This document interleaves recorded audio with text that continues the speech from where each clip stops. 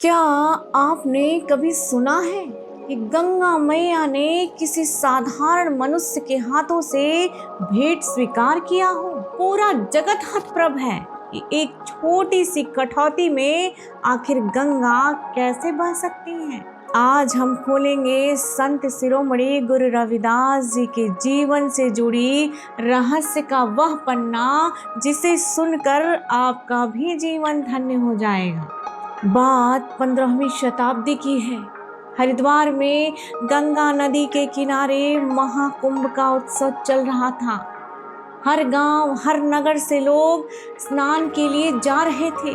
बनारस के ही पंडित गंगाराम भी इस उत्सव में भाग लेने तथा उसे देखने के लिए जा रहे थे। रास्ते में उन्होंने संत शिरोमणि गुरु रविदास जी से मुलाकात की और उन्हें आदरांजलि भी दी। गुरु जी के पूछने पर उन्होंने बताया कि वह हरिद्वार में महाकुंभ उत्सव में भाग लेने के लिए जा रहे हैं। तभी गुरु जी ने गंगाराम को एक दमरी दी और देते हुए कहा कि यह दमरी मेरी तरफ से गंगा माता को अर्पित कर दीजिएगा, लेकिन यह तभी अर्पित करिएगा जब गंगा माता इन्हें अपने हाथों से स्वीकार करें। पंडित गंगाराम इस अद्भुत शर्त पर घोर आश्चर्यचकित हुआ।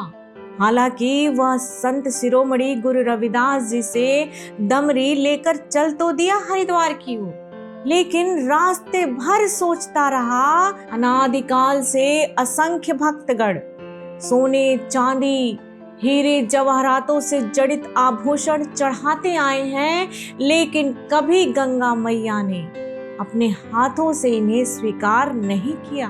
उनकी मनोकामना कभी पूरी नहीं होगी। पंडित गंगाराम संत रविदास जी की बातों को बहुत हल्के में लेते हैं। हरिद्वार पहुंचने के बाद हर की पौड़ी पे स्नान कर पूजा अर्चना ध्यान कर वह घर की ओर वापस निकल पड़ते हैं।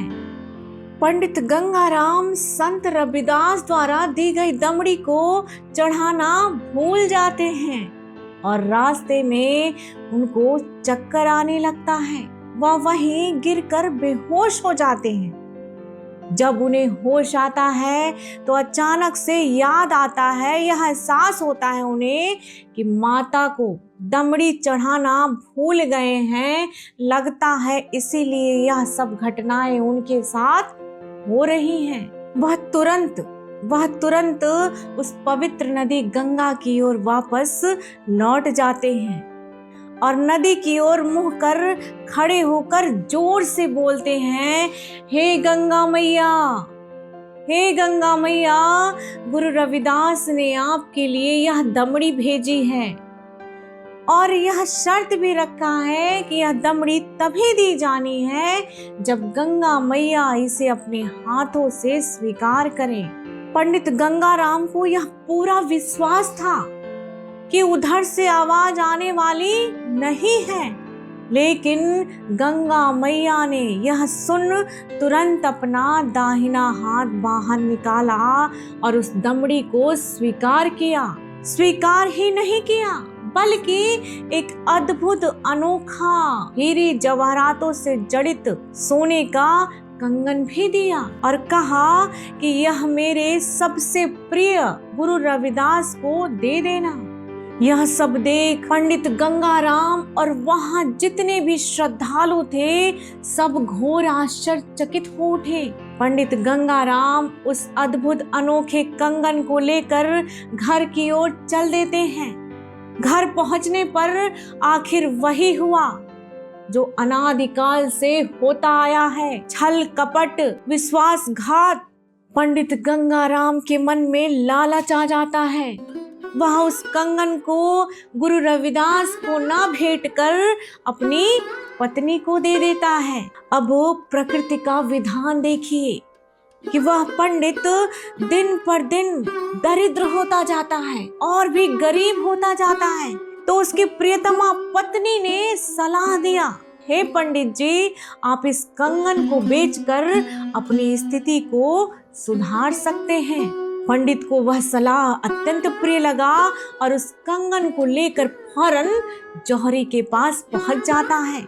जौहरी इस अद्भुत अनोखे दिव्य कंगन को देखकर घोर आश्चर्यचकित होता है, क्योंकि इसके पहले उस जौहरी ने भी ऐसा कंगन कभी नहीं देखा था।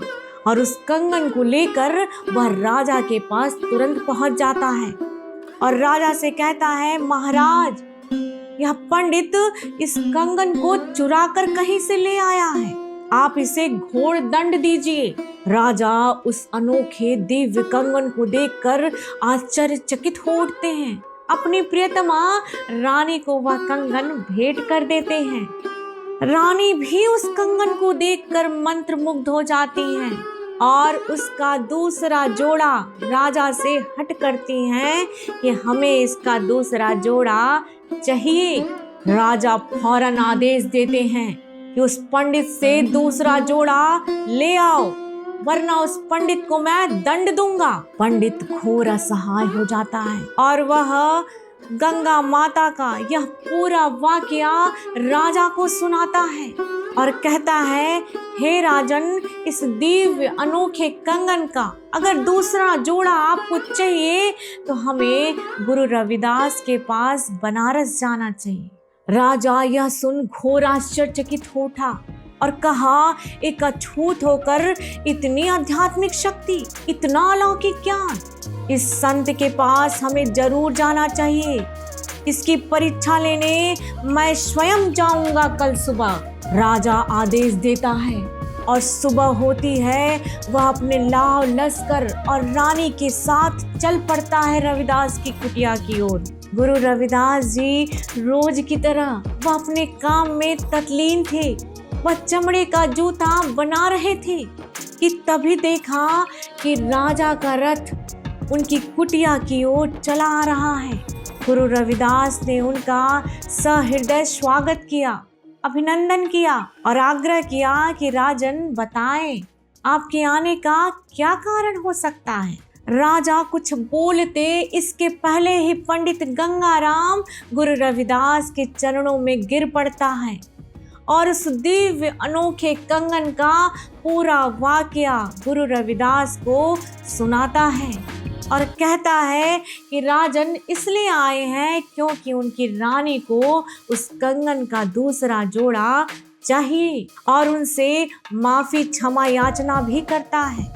गुरु रविदास मुस्कुराए और बोले, मन चंगा तो कठौती में गंगा। जिस कठौती में वह चमड़े का काम कर रहे थे उसी में हाथ डाला और पूरा कठौती कंगन से भर गया। गुरु रविदास ने कहा, हे राजन, इस कठौती में देखिए। राजन यह देख घोर आश्चर्यचकित हो उठते हैं, क्योंकि उस कठौती में गंगा माता स्वयं बह रही थी और उसमें दिव्य अनोखे कंगन एक नहीं बल्कि हजारों बह रहे थे। तभी रविदास बोलते हैं कि हे राजन, आप उसमें से अपना कंगन पहचानिए और उठा लीजिए। राजन हतप्रभ होकर क्षमा याचना करते हैं कि गुरुदेव, हमने आपको पहचानने में देर की, कृपया हमें क्षमा करिए। यह सब देख राजा रानी मन ही मन सोचने लगे कि एक अछूत होकर, एक शूद्र होकर इतना अलौकिक ज्ञान, इतनी आध्यात्मिक शक्ति, इन सब से प्रभावित होकर राजा और रानी दोनों उनके अनुयायी बन गए। शाम को उनके धार्मिक वचन सुने और उनकी स्मृति गाते हुए महल की ओर लौट गए।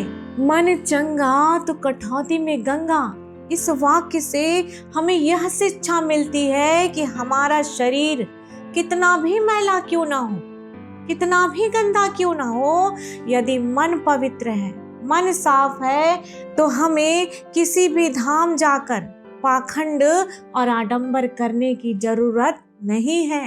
हमारे इष्ट देवता हमारी प्रार्थना किसी भी जगह से, कहीं से भी सुन लेंगे।